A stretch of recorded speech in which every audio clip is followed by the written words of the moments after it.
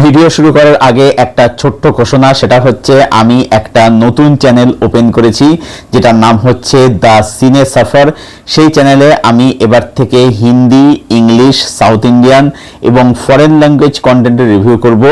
এবং সিনেগানি এই চ্যানেলে এবার থেকে শুধুমাত্র বাংলা কন্টেন্টের রিভিউ হবে, সেটা এপার বাংলা কন্টেন্ট, সেটা ওপার বাংলা কন্টেন্ট। তাই যারা এখন অবধি দ্য সিনে সাফার চ্যানেলটাকে সাবস্ক্রাইব করেনি, আমার পোস্টে যাবে, মানে যেটা আগে ছিল কমিউনিটি ট্যাব, সেখানে যাবে। সেখানে গেলে নতুন চ্যানেলের ভিডিও তোমরা দেখতে পেয়ে যাবে। আমি সেখানে রেগুলারলি শেয়ার করছি সেই চ্যানেলের ভিডিও। সেখানে ক্লিক করে যারা এখনও দ্য সিনে সাফার চ্যানেলটাকে সাবস্ক্রাইব করেনি, অবশ্যই সাবস্ক্রাইব করে দিও। তাহলে আমি মোটিভেশন পাবো আরও নতুন নতুন ভালো কন্টেন্ট তোমাদের জন্য নিয়ে আসার।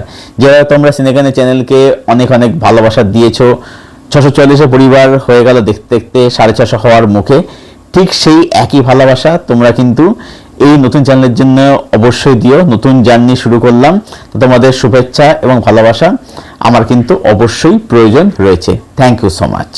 হ্যালো, ওয়েলকাম টু সিনেগানি। আমি সৌভিক, আর এই ভিডিওতে কথা বলবো আরো আনন্দ অ্যাপের সিরিজ বাংলার সেরা ভূতের গল্প তার সিজন 2 নিয়ে। তো এই সিজনটা কিরকম হলো, এখানে 3টে গল্প আমরা দেখতে পাচ্ছি। হেমেন্দ্র কুমার রায়ের লেখা বাদরের পা, অরিজিনাল টাইটেল ছিল হচ্ছে দ্য মাঙ্কিস প। বিভূতিভূষণ বন্দ্যোপাধ্যায়ের লেখা বিরজা হোম ও তার বাধা অবলম্বনের যোগ্য, এবং শ্যামল দত্ত চৌধুরীর গল্প হচ্ছে ঢাকি। তো কোন গল্পগুলো কিরকম হলো, কি আছে পজিটিভ, কি আছে নেগেটিভ, চলো আজকে ভিডিওতে আমরা সিনেগানিরা খুঁজে বের করি। প্রথম গল্প বাদরের পা। এই গল্পটা আমি পড়েছি, আমি হেমেন্দ্র কুমার ভার্সনটাও পড়েছি, আবার যে অরিজিনাল টাইটেল যেটা নাম হচ্ছে দ্য মাঙ্কিস প, সেটাও আমি পড়েছি।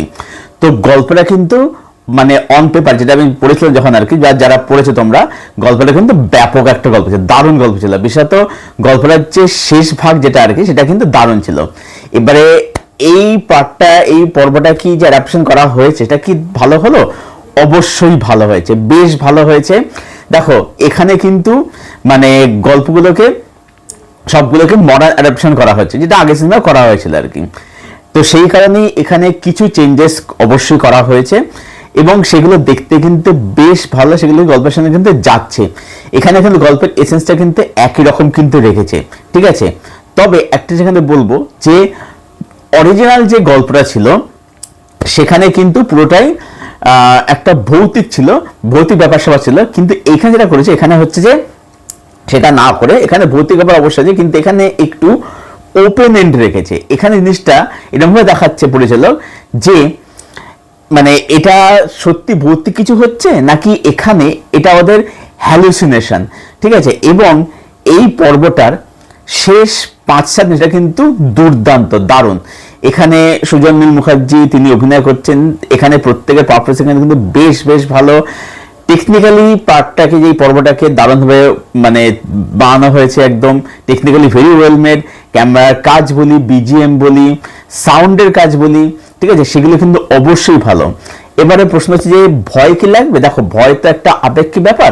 তো আমি বলবো যে মানে আমার নিজের ক্ষেত্রে ভয় হিসেবে না লাগলে লাস্ট 5 মিনিট বাদ দিয়ে কিন্তু একটা থ্রিল এবং একটা গা ছমছম অনুভূতি কিন্তু পাবে। তো ওভারঅল বলবো এই পর্বটা কিন্তু বেশ ভালো একটা পর্ব হয়েছে। বাদরের পা, হেমেন্দ্রের লেখা গল্প, মানে গল্পটা পড়লে যে ফিল পাবে, এই সিরিজ মানে এই পর্বটা দেখলেও কিন্তু তোমরা কিন্তু বলতে গেলে সেই ফিলটা কিন্তু পাবে। তো এটা হচ্ছে আমার ভার্ডিক্ট বাদরের পা এই গল্পটাকে নিয়ে। এবারে চলে আসি দ্বিতীয় পর্ব, দ্বিতীয় গল্প, যেটার নাম হচ্ছে যজ্ঞ। মানে পর্বটার নাম হচ্ছে যজ্ঞ, অরিজিনাল গল্পের নাম হচ্ছে বিরজা হোম ও তার বাধা, যেটা লিখেছিলেন হচ্ছে বিভূতিভূষণ বন্দ্যোপাধ্যায়। এই গল্পটাও আমি পড়েছি, এবং মোস্ট প্রবলি এটা সানডেস ফিল্মসে গল্পটা হয়েও গেছে, আমার মনে হচ্ছে এই মুহূর্তে সানডেস ফিল্ম বা গভর্নমেন্টের কোথায় হয়ে গেছে গল্পটা। এই গল্পটা কিন্তু বেশ ভালো একটা গল্প, বেশ ভালো একটা গল্প। এটা বিভূতিভূষণ বন্দ্যোপাধ্যায়ের মানে একদম সেরা গল্প আমি বলবো না, বাট এটা কিন্তু বেশ ভালো একটা গল্প ছিল। আচ্ছা, এবারে এক্সিকিউশন কিরকম হলো বলবো যে এটাও কিন্তু যথেষ্ট ভালো হয়েছে। হ্যাঁ, এখানে কিন্তু কিছু চেঞ্জেস করা হয়েছে।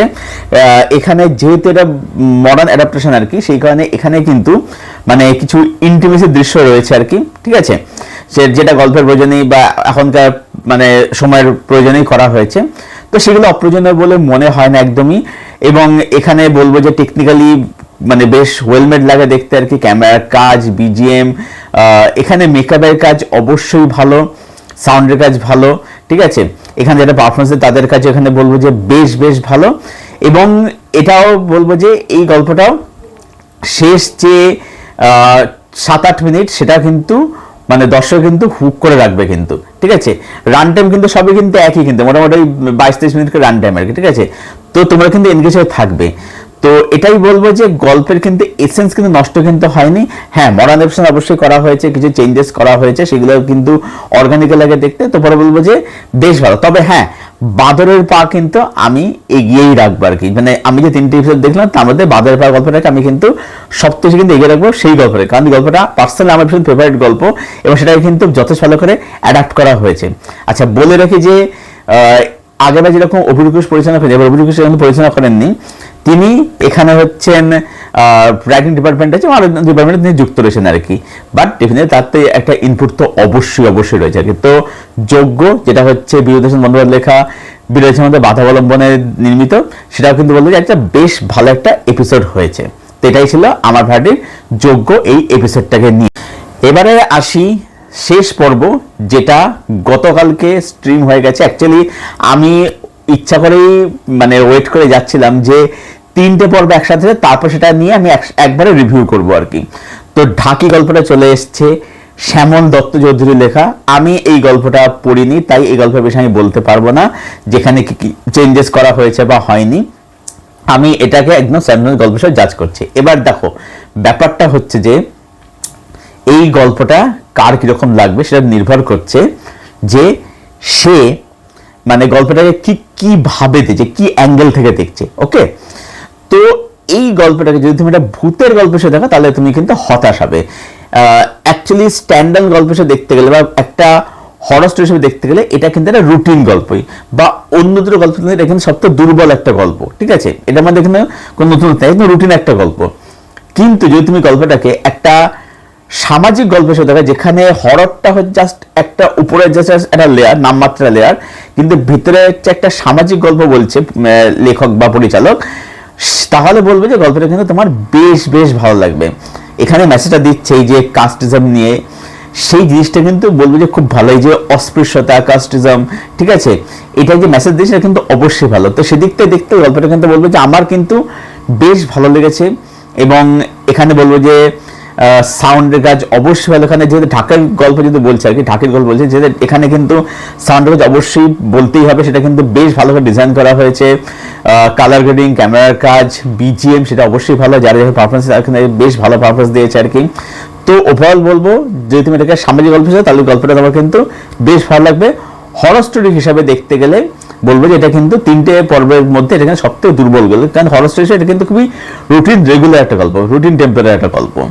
তো ওভারঅল এটাই বলবো যে বাংলা সেটা ভূতের গল্প, এই সিজনটা কিন্তু বেশ ভালো সিজন হয়েছে। আর প্রশ্ন হচ্ছে যে এটা কি আগের সিজনের মতো হলো, আমি বলবো যে না, সেটা কিন্তু হয়নি, ঠিক আছে। আগের সিজনটা কিন্তু এর থেকে একটু হলো বা কিছুটা হলে কিন্তু বেটার ছিল, বাট এটা কিন্তু অবশ্যই বলে একটা ভালো সিজন হয়েছে। এবং আমি চাইবো যে এর আরো সিজন আসুক, কারণ আমাদের বাংলা সাহিত্যে এরকম অনেক দারুণ সব হরর স্টোরি রয়েছে, সেগুলো নিয়ে আরো বেশি করে কাজ হয়। এবং সেই গল্পগুলো এমনভাবে সেই লেখকটা লিখে গেছিলেন যে সেই গল্পগুলোকে নিয়ে কিন্তু এখনকার সময়ও কিন্তু মানে গল্প আমি কিন্তু মানে নির্মাণ করতে পারি, মানে যেটাকে আমি বলি মডার্ন অ্যাডাপ্ট, সেটা আমি কিন্তু করতে পারি, কারণ সেই লেখাগুলো মানে সেরকমই ইউনিভার্সিটি অ্যাডাপ্টেড প্লট ছিল আর কি, ঠিক আছে। এটা কিন্তু অবশ্যই করা যেত। তো এরকম সিজন মানে আরো বেশি করে আসুক, হরর নিয়ে আরো বেশি করে কাজ হোক এবং দেখবো, রিভিউ করব।